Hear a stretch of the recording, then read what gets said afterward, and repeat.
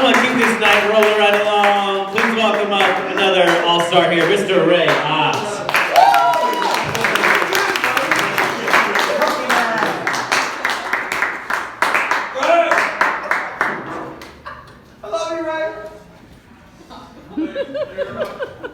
Hello, Middletown. Hello, Ray. So personal. It's so intimate here. Everybody knows your name. We all go to Denny's. It's... Dude, you're from Saugerties, man. Don't be shitting on my Middletown. You guys come down here to get your meth. It's like... How do you think you know where Denny's? Come on. Yeah, no, I'm Ray from Middletown. I do love it here. I've been here for a while, and making it my home. I'm here. Yeah, enjoy. So I was at ShopRite on Dawson the other day, and I bumped into my 8th grade English teacher, which everybody loves bumping into people. It's always great, you know, especially, you know, your old English teacher. And right off the bat, she's like, oh, just call me by my first name. My first thought was like, damn, I'm getting old. And my second thought was, damn, this bitch wants to bone.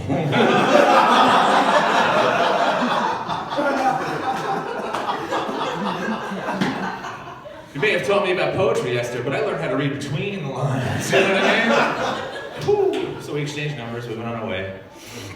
Anyway, so I'm a guy who loses things. I lose things a lot. And it's you know, I just turned 38 years old yesterday, so it's like, this is sad. I can't find things and I'm almost 40 years old. Like, this could be a life-threatening situation. I don't want my tombstone to say something stupid, like, here lies Ray Ott. Should have let his wife look for testicular cancer. Fucking stupid.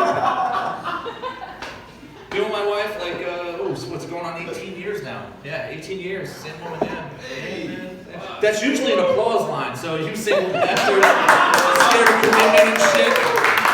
That's actually a good thing. It's a good thing. You save money that way. I'm lying. No, but here's a kick to that, though. We never actually got married. Like, we never went through the ceremony. It's not like that. I just told her my wife, right? And my family got weirded out by that after, like, year 5. You know? Man, my cousins would come up to me like, dude, you have a hot Hispanic wife. You gotta put a ring on it, man. You're gonna lose her. You're gonna lose her, bro. And I'm like, guys, relax. They don't deport Puerto Ricans. Dude!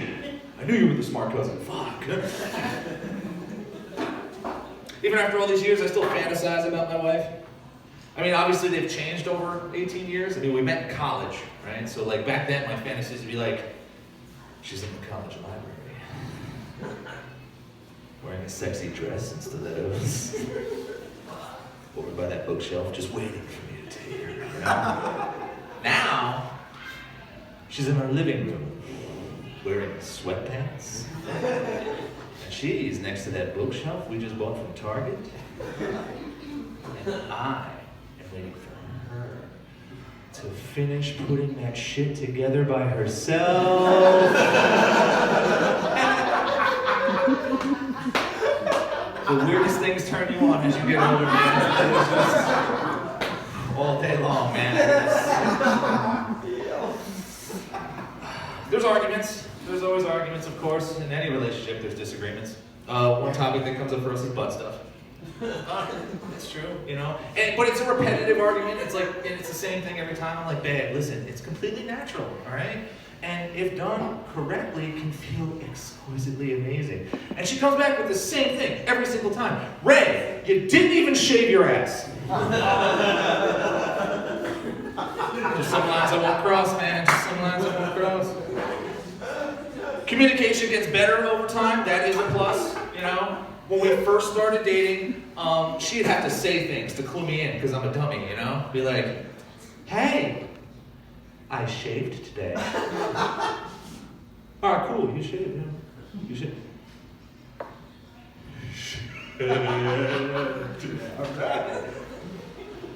Now nothing, she doesn't say anything, not a word. Now she just has to get up and lock the cat out of the bedroom. That is when I know we're gonna get it on.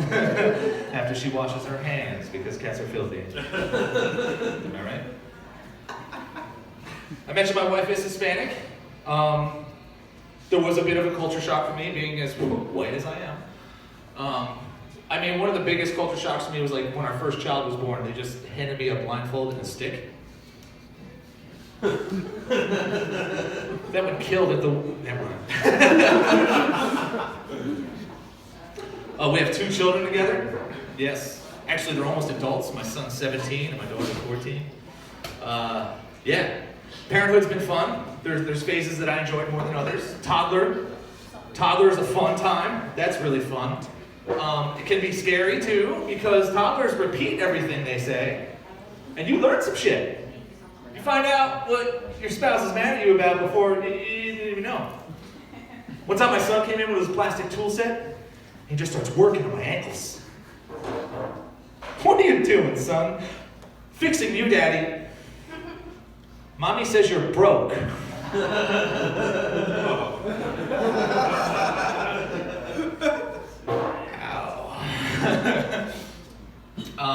But, you know, like I said, they repeat everything, you know? And at some point, my son started calling me by my first name. And I was like, ooh, you know, oh, Ray. And I was like, no, son, you can't do that. You can't just call me Ray. You can't, it's Mommy and Daddy. And then it was really bad when he ran to his mom. He's like, bitch!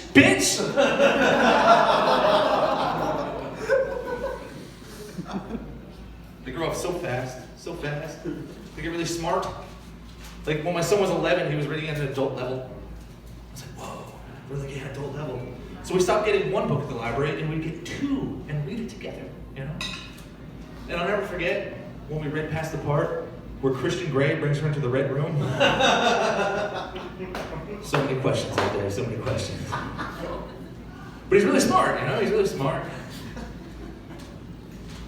Hardest part for me, raising my kids, was when they were young and I was impressionable.